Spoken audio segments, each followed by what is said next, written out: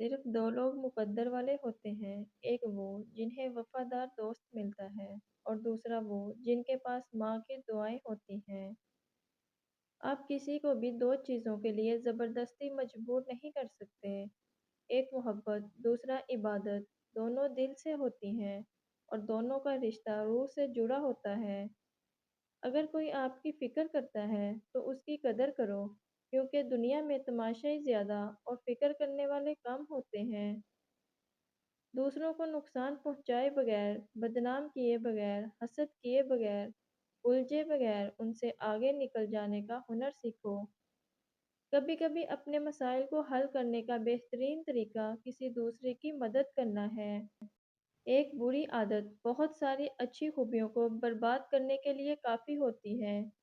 دوسروں کو معاف کریں، اس لیے نہیں کہ وہ معافی کے مستحق ہیں، بلکہ اس لیے کہ آپ سکون کے مستحق ہیں۔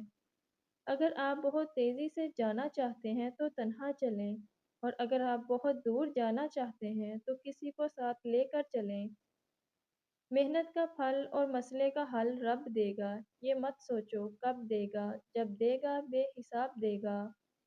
کچھ لوگوں کی گھٹیا سوچ دیکھ کر ان پر ترس آتا ہے، کیونکہ نہ تو وہ خود خوش رہتے ہیں اور نہ ہی دوسروں کو خوش دیکھ سکتے ہیں۔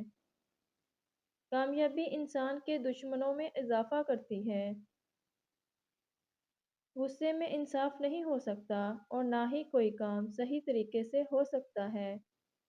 ایک درست فیصلہ آپ کی زندگی میں بہت بڑی تبدیلی لاتا ہے، لہذا سوچ سمجھ کر فیصلہ کیا کریں۔ جو تم سے تعلق رکھنا پسند نہ کرتا ہو، اس کے پیچھے اپنا وقت برباد نہ کرو۔ جب تمہیں گناہ کے بعد ندامت ہو تو سمجھ لو کہ اللہ نہیں چاہتا کہ تم اس راہ پہ جاؤ۔